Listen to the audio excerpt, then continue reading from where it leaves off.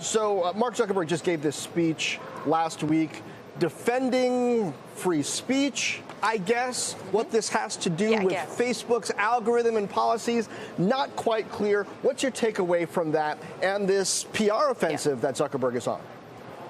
Well, it's not going to end this week. I was there at the speech, actually, and it was an unusual speech. I wasn't quite sure what he was trying to say, except free speech good, China bad. I'm not sure. I think that's pretty much the cliff notes of it, although it was a pretty light speech. And I think a lot of people objected to it because he created a binary choice between free speech and safe platforms. And so that was what was hard about it. But I think the point he was trying to make, and he was doing it again in that clip around politicians, is the more people hear things, the better. Now, some people might argue with that. The more people hear lies, the more lies get to stick in people's brains. And so I think that's the real debate, and that's the really complex issue that he didn't address. I think he started with the premise that free speech is good for Facebook, but it's not clear how good it is. The way it's presented is good for the rest of society. Kara, why would an oversight board be a good idea? Why do you feel like you could get behind that idea specifically?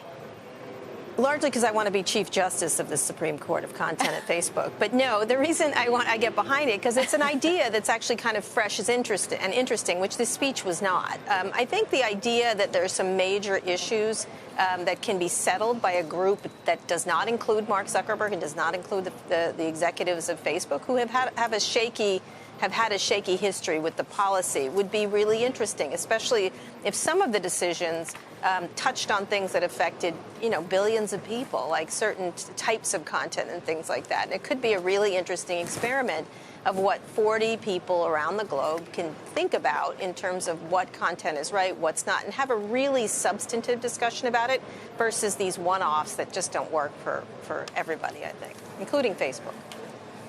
Kara, here's my issue with the idea of this oversight board. It's that isn't it really about the algorithm more than the decisions that the algorithm spits out? I mean, you got this board that's maybe going to be making decisions about reversing certain things that the algorithm has done, but shouldn't it really be a group of people who's thinking about, well, how should messages get out there? What gets amplified and what doesn't? And is it getting the result that it should be?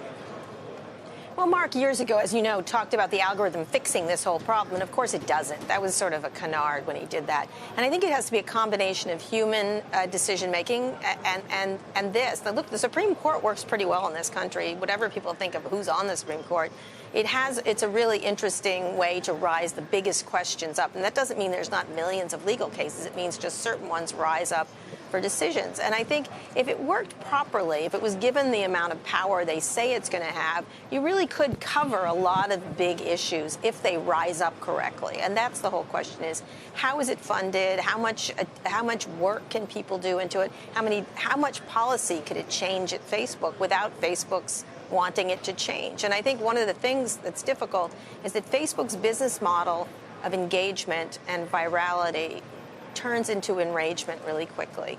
And so the question is this business model flawed, and can it be changed in ways that benefit the way Mark did talk about it in a sort of utopian way? He continued down that path without kind of ignoring the problems. Kara, the other big debate that seems to be swirling around Facebook right now is Section 230 and what to do about that. Right. And it's not just Facebook, right? It's the other internet companies, too. How do you think about it, and what would be the right move? Well, it's complex. I mean, some people think they should get rid of it. Some people think there should be a fairness doctrine. Some people think you should tweak it. They've tweaked it already, and there's been some unintended consequences of hurting some businesses and helping others. And so I think the question is, how do we look at these companies in the modern age, not 20 years ago when they were startups? I think it would be devastating to get rid of it and kind of thoughtless because it's a really important law, and it was important to the growth of these companies. I think the question is, how can we better help them police themselves, by which I mean regulation, and how do we take some of this off their hands because they're not good decision makers on these things? How can you make a decision that directly affects your pocketbook so you don't make that decision, especially when you have shareholders that you have to keep satisfied?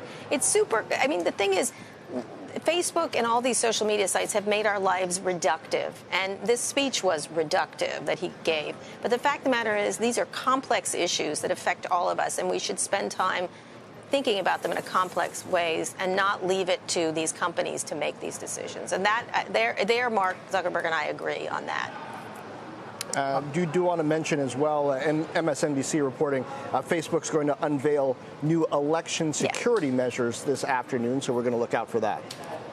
Yes, indeed, that's coming. They've been talking about that, and that's really interesting around the politicians, the thing of allowing politicians to lie. What Mark was saying there in that interview with Lester Holt was that leave it to the media to clean up our mess. And so is that the right thing? I don't know. And so I think it should have a big debate about it, and we'll see what they say about election security. But again, do we want to leave the security of elections only to Facebook? I don't think we do.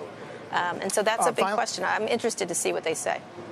Yeah, and then as far as Zuckerberg on the Hill goes Wednesday, talking Libra, Jamie Dimon on Friday, I mentioned this earlier, said it's a neat idea that will never happen, and now I have nothing else to say about it. That's about right. Me too. I think it's, having Facebook, I've said this, them wade into currency and dating seems like maybe an idea we should think really hard about. And them losing their payment partners is a very significant thing. So I don't know what they're going to talk about. One of the problems is that Libra, it did have other partners, so he can't probably comment on that. So it'll be interesting to see what his take is, I think, just at the very least.